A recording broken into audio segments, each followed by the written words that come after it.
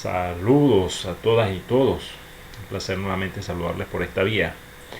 Hoy vamos a trabajar o hablar un poco sobre el sistema de suministro eléctrico. Pues cuando hablemos del sistema de suministro eléctrico estamos hablando de un conjunto de medios que forman ese gran sistema que finalmente nos lleva electricidad hasta nosotros los usuarios, y eso comprende una serie de subsistemas a la vez, que son la generación, la transformación no como un sistema sino como una operación, la transmisión, la distribución y por supuesto el consumo eléctrico.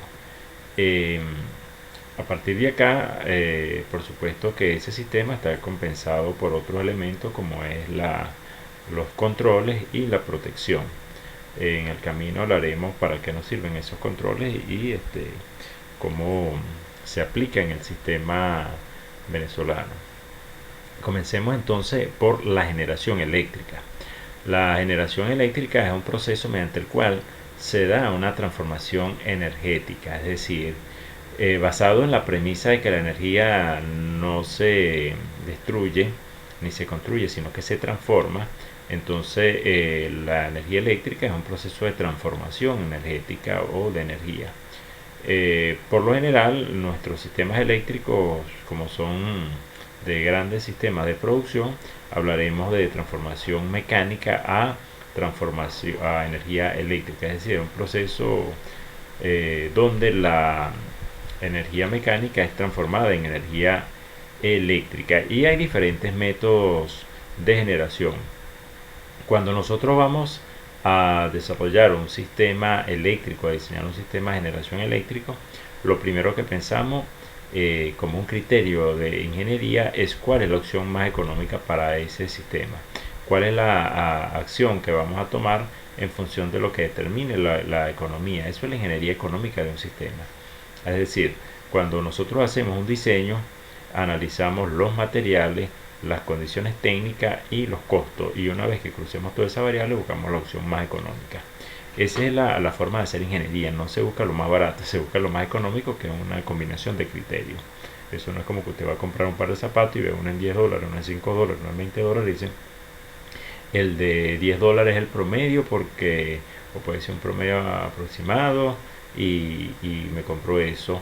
Pero hay unas cosas que habría que analizar, que tiene que ver con los costos de duración. Entonces, si me va a durar poco, ¿para qué lo voy a comprar el de $10 y el de 20 me garantiza 2 o más tiempo? Entonces compro el de 20. Claro, ya está asociado también a las posibilidades, pero en ingeniería se diseña es en función del costo final. Pues se supone que la gente que va a diseñar, la institución o ente que vaya a diseñar o que vaya a ejecutar esa obra, tiene los recursos para hacerlo, y si no, tiene que fraccionarlo en etapas. Eso no lo puede hacer con un par de zapatos. Usted no puede ir a comprar un zapato una vez y después ir a comprar el otro mientras usa uno. Pues no, tiene que hacer una sola compra. Por eso estos son macrosistemas. Bien, pero volviendo al tema que nos compete, la energía eléctrica. Entonces, en ese proceso de transformación, pensamos siempre que el más económico es el hidroeléctrico, que en caso de Venezuela es la principal fuente de generación eléctrica para nosotros en este caso, ¿no? En esa situación, cuando nosotros tenemos un sistema de generación hidroeléctrica eh, que nos ayuda a compensar un poco las necesidades de consumo, eh, es porque se ubicó como la opción más económica, ¿no? ¿Qué hace el sistema hidroeléctrico? Nos va a transformar la energía hidráulica, la energía del agua acumulada, en movimiento de alas de turbina, y esas turbinas posteriormente van a generar una rotación en un equipo que se va a llamar generador, que está acompañado con otras cosas. Y en un PowerPoint que les he enviado tienen un poco de la información, que va a hacer que esa energía hidroeléctrica, hidráulica, se transforme en energía eléctrica, y ahí comienza ese ciclo. No así lo que son las termogeneraciones, donde van a convertir fuentes de calor y ese calor va a generar presión de agua. Ese, como usted tiene una cocina con una olla de presión, ahí hay un proceso de transformación. Entonces, ¿cuál es el proceso de transformación? De energía calórica o térmica en energía de presión hidráulica, en este caso de vapor de agua, pues, ¿no? O de vapor de agua, perdón. En esa situación, las diferentes fuentes de combustible, bien sea fósiles o no fósiles, como la nuclear, o vegetal, o vegetal o mineral, como las de carbón, van a tener esa opción de calentar grandes cantidades de agua, y con la presión de vapor entonces impulsar las álabes de turbina. Lo que pasa es que allí las fuentes son más costosas y los mantenimientos son más costosos también. eh, Todo lo que está sometido a calor entonces implicaría un mayor mantenimiento, y eso implicaría, por supuesto, mayores costos en el sistema de producción eléctrica. Hay en una página que se llama apapaya.org un artículo de mi autoría donde hablamos de los costos de la generación eléctrica. Vale la pena ubicarlo para, en función de ello, analizar un poco los comparativos de lo que son los sistemas de generación eléctrica y sus costos, ¿no? El costo del servicio eléctrico. Seguimos acá. En cuanto a esos métodos de generación, el más económico sería, después de la energía hidráulica, sería, dentro del lote de las termoeléctricas, el gas. El gas natural. En Venezuela ya prácticamente todas las plantas de gran generación se han cambiado a sistemas de gas por lo económico que resulta en Venezuela el gas. En segundo lugar estaría las plantas de carbón, que el carbón es mineral o carbón vegetal, pero fundamentalmente el carbón mineral es la planta que saldrían más económicas. Existen muchas plantas de generación de carbón. Aparentemente estamos hablando de volver a la leña y al fogón, pero países desarrollados todavía con capacidad de producir carbón mineral a costa de la naturaleza, pues aún tienen varias plantas de carbón, y plantas grandes, no son cualquier cosita como para alumbrar un centro comercial, ¿no? Son plantas significativamente grandes para alimentar sistemas industriales y ciudades completas. En el caso después del carbón, estaría el fuel oil. El fuel oil es una combinación de petróleo y combustible fósil, en este caso gasolina, para generar una mezcla un poco más densa de combustión. Y después finalmente sería el gas oil, que es la mezcla de aceite con gasolina. Y es el gasoil que ustedes conocen, que por supuesto es mucho más costoso que el fuel oil, que es un proceso más sencillo, menos purificado en cuanto a los términos del fuel oil comparado con el gasoil y por supuesto con la gasolina. Esos serían los esquemas fundamentales, ¿no? El otro, pero es muy costoso, además lo peligroso, tiene que ver con las plantas nucleares. Las plantas de energía nuclear basadas en el uranio enriquecido, que son sistemas que para América no son comunes, excepto en Estados Unidos, pero en el sistema americano no es común. Pues nosotros tenemos muchas riquezas naturales, y podemos usar bien sea los derivados del petróleo, como podemos usar los sistemas hidráulicos, o podemos inclusive usar las de carbón.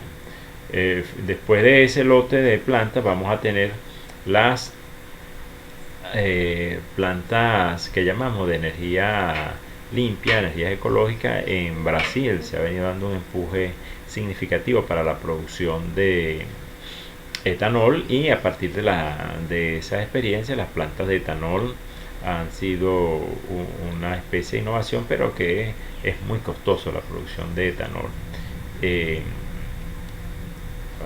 Luego haré un par de comentarios sobre los costos del etanol y las implicaciones, pero también dentro de las ecológicas están las energías solares, pero que son muy limitadas en su capacidad de producción. Una celda fotosolar eh, más o menos del tamaño de un colchón de una cama, para que tengan idea. Un colchón de una cama matrimonial, que es 2 metros por 1,40, apenas alcanza para alimentar una casa con la energía que puede acumular en el día. Y en el otro caso, las plantas eólicas, que son plantas que se mueven con vientos, pero que se han intentado hacer inclusive en Venezuela en punto fijo unas plantas de esa característica, unas generaciones, pero son muy limitadas por los mantenimientos, son muy costosos. Ese es el otro problema que tiene la electricidad, que todos los mantenimientos de las plantas son excesivamente costosos. Y un poco volviendo al comparativo de costo en cuanto a la energía, para producir 1 millón de barriles de etanol a partir de caña se necesitan 6 millones de hectáreas de caña o de maíz. En Venezuela hay 3,5 millones de hectáreas de tierra cultivada.